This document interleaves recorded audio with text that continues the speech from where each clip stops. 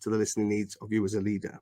So they aren't the only ways that we can listen. We know, of course, and we all use lots of more natural ways to listen in our day-to-day lives, don't we? So whether it's Ask Me Anything, breakfast with the board, management by walking around, there are lots of ways to listen and ways that we do listen.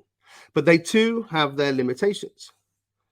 So if you're senior, the implications are quite serious. You're unlikely to get a true picture from walking around. When we're senior, things are presented to us differently than if you're a regular person in the business and how you might see them. Messages are finessed to us and they're improved a little bit. So major issues can feel and sound like minor irritations. Stuff moves a bit quicker when the C-suite asks for something or when he walks around the floor. If you send an email, you don't have to wait 48 hours. And these are the sorts of things that other people in your organization will be suffering, and they become the pebble in the shoe. We also need to think about our ability to read people when we're with them. Right? We love the idea. I think we've all loved the idea of, good managers can read the room, read their people. And maybe some people can, but for me, it feels like a hell of a risk to take based upon an individual set of talents that only maybe some people have, and it's desperately flawed. Right? We're all faking it at work, and I know that because I've been at work and I've faked it. Right? And when we're not faking it, we're giving off unintended messages. And I want to give you a real example of this when it comes to sort of burnout. In one of our clients, and this is a FTSE 100 organization, and quite recently this story came to me. It was one of the directors of this organization was telling me about a colleague of theirs in a very senior position, and so they're back in the office, at hybrid, so not all the time, and they're in meetings and they're working together. And something happened in a meeting where only just the very closest contact of this person spotted a peculiar behavior, and so stayed behind after the meeting to inquire about if everything was okay. And it transpired that this individual was in crisis, sufficiently so that they'd been in crisis for months and nobody had noticed. And more than not noticing when they were together that they were in crisis, it turns out that individual hadn't actually done their job for 3 months, and nobody had noticed that either. And I think it's a really important thing to see. Now, what was interesting for me, and this is a rather selfish point, but we're a listening tool, as I've mentioned, which we're monitoring sort of these signs. And one of the first things I wanted to know was whether this individual used Harkn, and sadly they didn't. But at least it gave us an opportunity to explain why we hadn't seen it. The final point, of course, about this sort of way that we listen is the world has changed, hasn't it? And now, as I've just mentioned, people are distributed, and we can't rely on many of those methods any longer when people are spending more time on their own and away from us. So we get disconnected. When you add all of these things together, then you get a clearer picture of what's missing. And so we've got a bunch of tools and approaches at our disposal, but even in aggregate, they're leaving us short. And we know they're leaving us short because of the stuff I've already mentioned. We're not really picking up well-being until it's critical. Bullying is not getting picked up, lack of inclusion, people not having a voice, and all the stuff I've mentioned about that clear gap in experience is evident in organizations around the world. So this becomes our inspiration to help organizations and the people within them and their leaders matters in their workplaces, to make sense of them more easily, and ultimately to make the kinds of positive changes that really matter. So, we launched our first version of Harkn under a different name in 2017, using probably the only feature that is largely unchanged from that version to today. And it's a simple check-in routine that asks people, how do you feel today, using a 0 to 100 scale? And why do you feel that way? With a sort of free-form narrative, which people typically share to this place that we call the wall.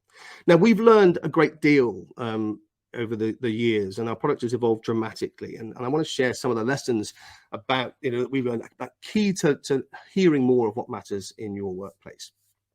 So the first thing is, we've got to start capturing stuff as it happens. In the moment, what's going on for you today gives you a picture of reality, not a reflected or remembered version of it. Grabbing it as it happens is going to give you a more reflective, real life sense of what's going on for people, and it opens up the critical opportunities where only live, real-time, in the moment insights can help. This became really apparent to us back in 2019, and I think it's one of the biggest epiphany or penny drop moments that we had as our journey. And this it's a story I tell often, but I will tell it again now because it's important. And so we're talking about this check-in routine. How do you feel? Why do you feel that way? And I remember this vividly. A Monday morning, I get to work, and it's chief people officer of one of our clients has sent me an email just saying, "Can you look at this comment? We've seen this thing on the wall." And so it's an anonymous comment because everything is anonymous on Harkn. A rating of 5, so 0 to 100 scale starts at 50. You choose to go one way or another. And so a rating of 5, and the comment alongside it says, "I'm really worried about the future. I don't know how I can afford to pay for the funeral, let alone get my family to it. I guess mum could have picked a better month to die," which is a sad story, I think, and for anybody to look at. And so the client at this point was asking us, can you tell us more about this thing? Now, back then, this meant we had to do a bit of work. So we'd go back and we'd have to sort of trawl back through the database to find out what we could see of an individual in this sort of anonymous system. And what we could see was that 5-6 weeks prior, this individual was unremarkable in our terms. So checked in most days, rated between 60 and 70, so a pretty positive person, talked about home, talked about work, talked about stuff, right, as people do. And then first reference to poorly mother drops into the 50s, so quite a sudden drop. What followed a week or so later was a change to something at work that was a shift allocation process. And that had a broad effect, but in this case had a compounding effect. And so what we then saw was this interchanging narrative of I'm getting less shifts, I've got less certainty of income and work, and my mother's getting more poorly. And so what we watched then retrospectively, so we're looking backwards at it, was a straight line decline, 50s, 40s, 30s, 20s, teens, and into this single figure rating, and at that point we were able to reach out to the individual and get them some support. But it was a very interesting thing and a penny drop moment for us, because it made us realize that actually we're all on this continuum.